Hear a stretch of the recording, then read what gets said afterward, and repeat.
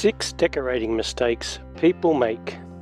How many times have you been out shopping and seen something that you love, but when you get it home it just isn't right? It is out of place, looks poor, and just doesn't suit the style of your home. When you want to design the interior of your home, you need to understand colour, lighting, room size, scale, and placement. All these will impact how items will look in a room and whether they will make or break a room design. Here are 6 common mistakes people make when decorating their home. 1. Think scale. When people talk about scale in interior design, a good way to remember is a cityscape. Every city skyline has a combination of different heights. As with a city, then your room needs to have a combination of different heights. You never want everything in your room to be the same level or the same height. Think about different size heights for your furnishings, art and window treatments. Scale is the number one mistake that almost everyone makes when it comes to interior design. Don't put too many small things in a room, thereby cluttering the room and not giving the eye a place to land. While others put too many large, bulky items in one room, making it look crowded and small. The secret to proper scale is a mixture of different shapes, heights and sizes. Budget and shop around. We are all prone to impulse buys. It's not to say that you shouldn't buy something that you fall immediately in love with, but maybe just keep the receipt in case it doesn't work the way you had originally thought. Before heading to the furniture showroom, it's best to have a plan and a budget well established. You can easily educate yourself about costs by researching using the internet before you step out into the stores. First, your rooms need to be measured. The furniture placement and size need to be planned properly. Go into a showroom with a plan in place, helping you know what you want and making sure you stick to your budget. Buyer's remorse is an awful feeling, so plan first and shop later. Don't buy everything in one day. Shopping for an entire room's decor in one day is not only stressful, it's an all-around bad idea. A very bad idea. You run the risk of matching, and you don't want to do that. Take your time. Aim for a layered decorating process. Build the look and feel of a room. 3. Arrangement of collections. Do you have a collection? You know, those ceramic pieces of birds or animals you started to collect, and now you have a collection of various sizes and colours throughout your home. Scattering pieces of the collection throughout your home is a bad idea.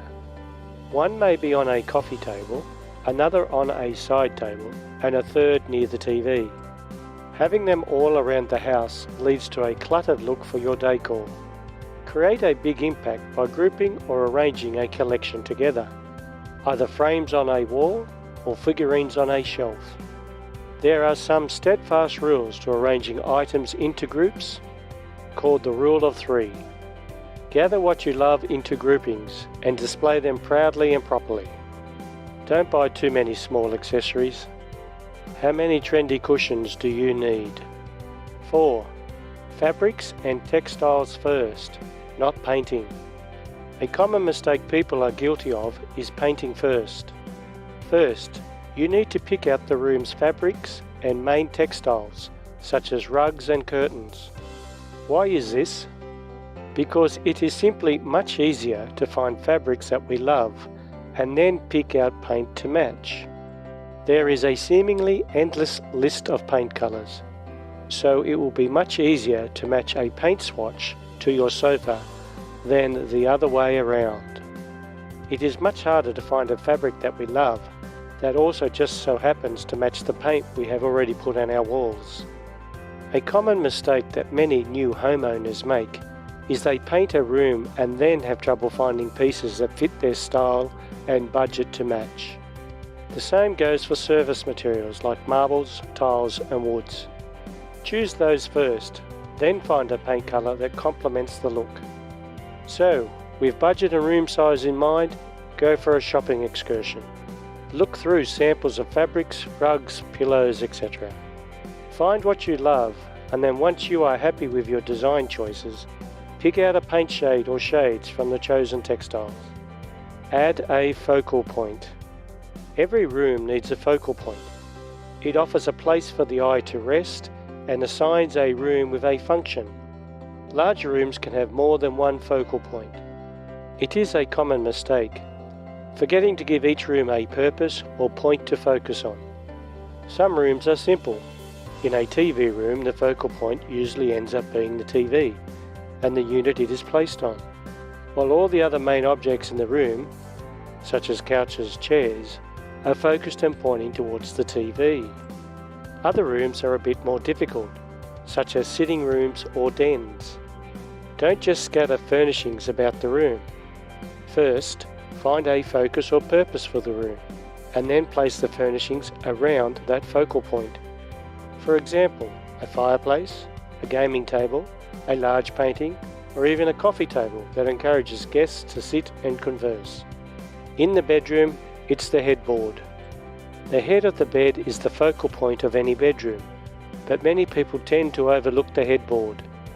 If you don't have one, try an eye-catching artwork or a decorative tapestry, or paint the wall behind the bed a dramatic colour. In the bathroom, it's the vanity area. A room needs a main focal point, a place for the eye to rest a minute. 6.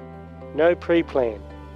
A big mistake is skipping the planning phase of design and succumbing to impulse buys. It's better to have a complete concept developed before buying something you think you love on a whim, only to realise later that it doesn't coordinate, or in the worst case scenario, even fit in the room.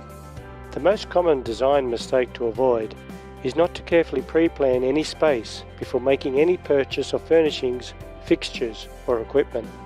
Don't buy furniture before measuring a room. In the whirlwind of "we just bought a house" excitement, many homeowners buy items before they've even moved in.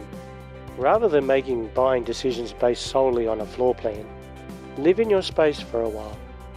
Buying area rugs that are too small. You should allow for a 30 to 40 centimetre border of flooring around a room's perimeter. Anything smaller and the rug will look too insignificant. The front legs of your furniture should sit on the area rug, so the rug doesn't appear to float in the middle of the room. Now you can start to plan your next project.